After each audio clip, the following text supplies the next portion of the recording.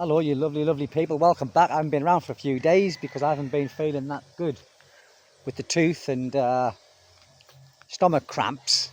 I think it might be to do with the medication that I got off the dentist for the infection that I got after the wisdom tooth extraction. You see it's still swollen a bit, but anyway, that's besides the point.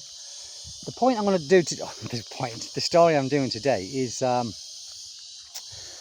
over the last few days we had a bit of damage in the orchard because all around here, behind here, all around is land which people put their backer on their cows.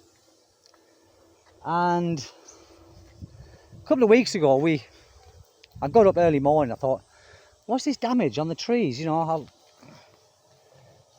They taken the leaf off the tree, and I thought, what's that?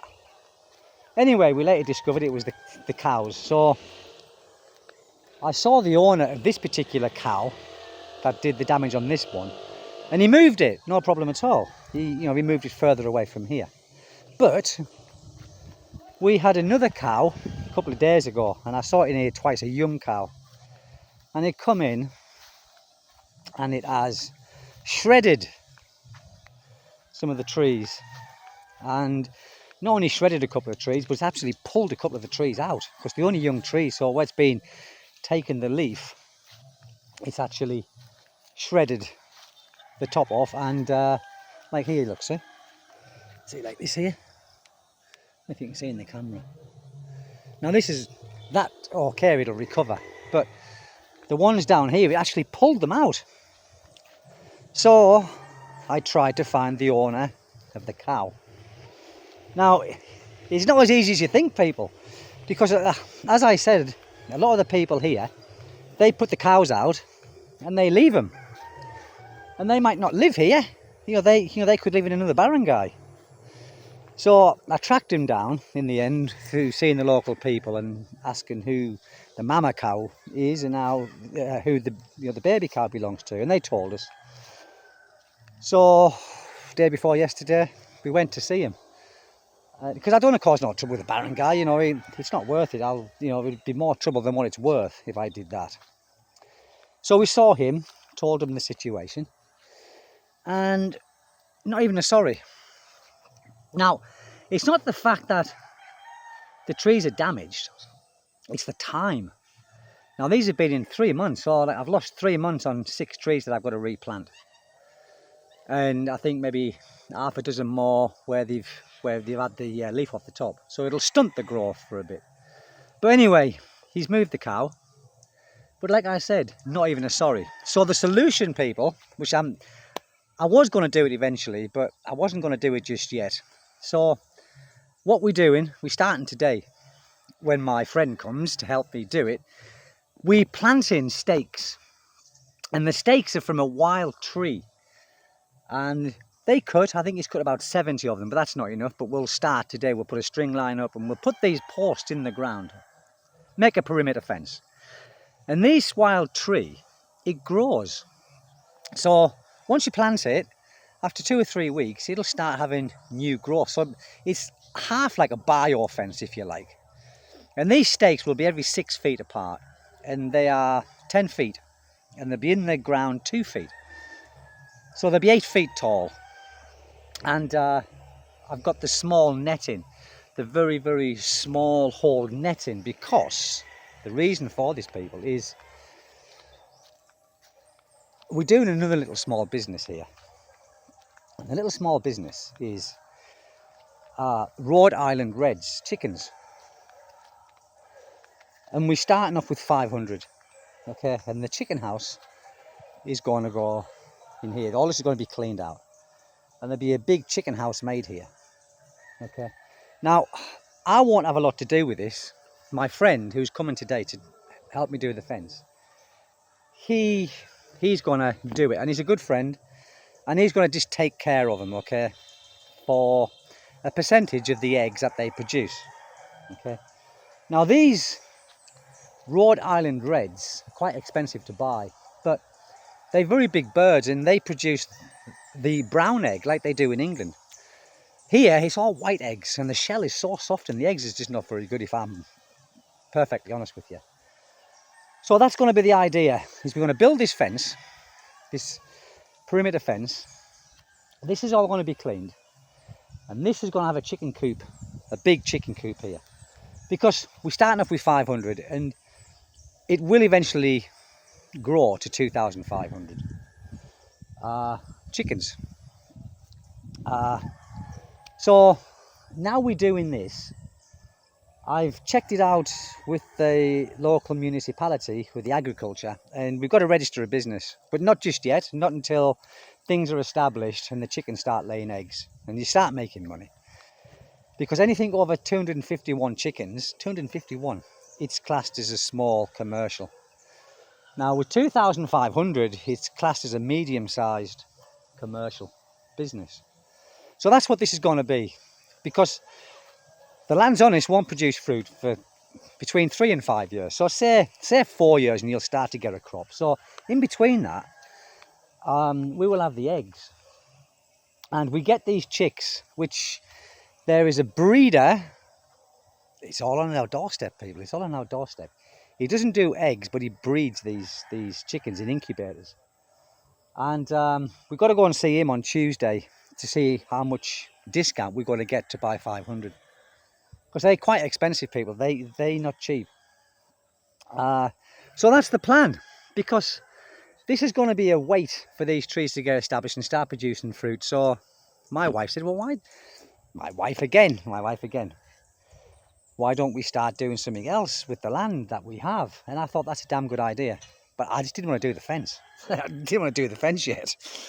So that's going to be the plan. So the next couple of weeks, this fence will be up. This will be cleaned and there will be a big chicken coop here. That will be built. And the guy that will be looking after it is my friend that I've known for years, and he comes and sees me every Saturday and Sunday. And he's got cows himself, and he's got pigs. And he was talking about these chickens a while ago, and I was just not interested really, because I thought, oh, it's more work. But anyway, we've decided to do it. And his little house is going to go here, because he's going to have to stay here. So he's going to build a little Bi-Hi Corbo here. So he will take care of all that. And as I said, he'll get a percentage of... It hasn't been sorted out yet. You know, the salary for him hasn't been sorted out. But I'm sure we'll come to some arrangement where he's happy, I'm happy, Mira's happy. But that's the plan, people. That's the plan. You know, just small little income. It's another small little income. And these Rhode Island Reds, they start laying after about 16 weeks. So once you get them, they'll be day-old chicks. So 16 weeks after they will start laying. And to begin with, they'll be fed on cracked corn, which is very cheap here. It's very, very cheap, cracked corn.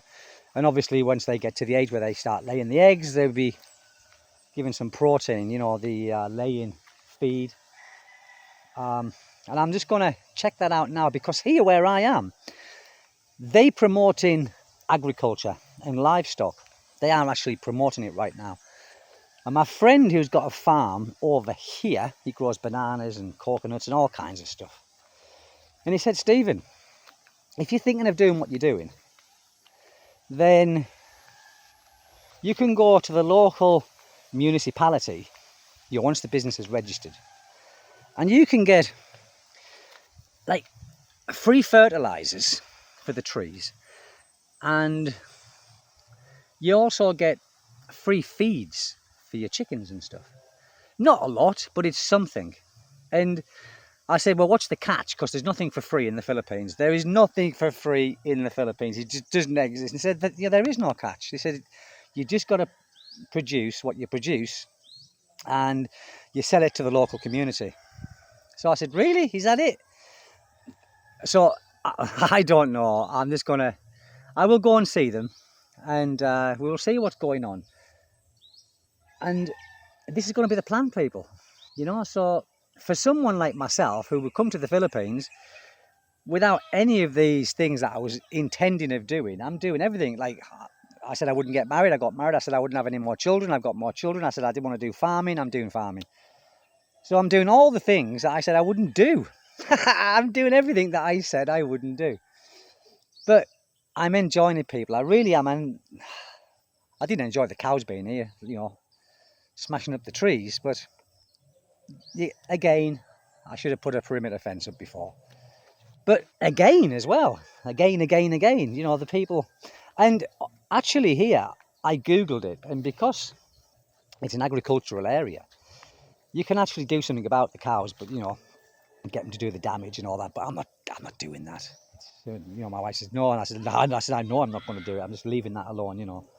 It's happened. It's just spurred me into putting this fence up, and it's spurred me into getting these chickens as well. So the chickens will probably not be here for another month or 6 weeks, because we've got like a lot of work to do yet. One being the perimeter fence, and the second being the chicken house here. Now, what we've got to do, because they will be foraging in here as well, and foraging in there when we clean that out and stuff. So the trees, to stop the chickens, because they will scratch around the bottom of the trees, 100%. So my friend will be making a little cage around the bottom. You know, like they do in England for the rabbits, to stop them damaging the trees. Well, they will be the same here.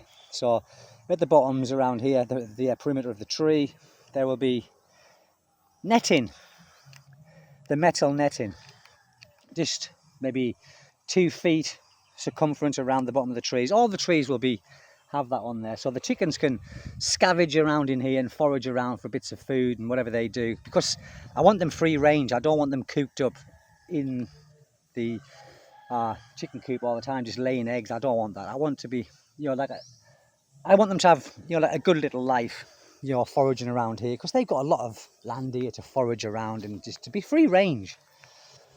So that's got to be done. There's more holes in the ground for more trees to go in. I've been busy, people. I've been busy. So it's expanding, slowly but surely. It's expanding, and people, it's never going to make us rich.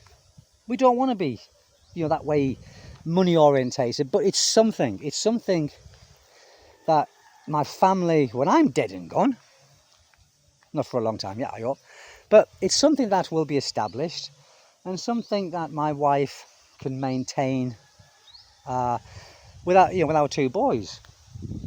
And it makes me feel better. I enjoy doing it. My wife loves all this sort of stuff, and it just works, people. It just works. So that's it. It's just a video of farming really today, and the wood that's all been chopped is right up here. I'll show you. So when he turns up, he said he's turning up at 9 o'clock, and he's normally on time actually. And we'll put a string line out, and we'll dig these stakes in the ground, let them establish for a couple of weeks. I'm having the damage on these trees. From the cow. It is soul destroying, people, really, you know, and you spend all this time and effort every day, and you're fertilising and you're watering, and then you come out and you see the cows in your orchard doing the damage. Well, you can see where they've been ripped out here. Look, a hole in the ground here. I don't know if you can see here. That's where there was a tree. What he's ripped out here. One over here, one over there. Still, it's done. It's done and dusted. You can't. Oh, what's happening here? Gimbals all over the place. Yeah. Oh, I can't go too close there because the church is on, the chapel, and they singing. But the stakes are here in the garden, ready to be planted, dug in the ground today. It's bloody hot. Put a hat on, sunscreen. My friend, he doesn't, no hat, no sunscreen, bare top, shorts. He's black as a crow. He is, honestly. This is some of the stakes. Well, I'm not doing this bloody gimbal. You see here, some of the stakes are here. See, they're very long. And these will establish and start growing. These will start growing. Good, isn't it? So that being said, I'm going to go, people. Whatever you're doing, do it well. Stay safe, and most importantly, stay healthy. Bye-bye.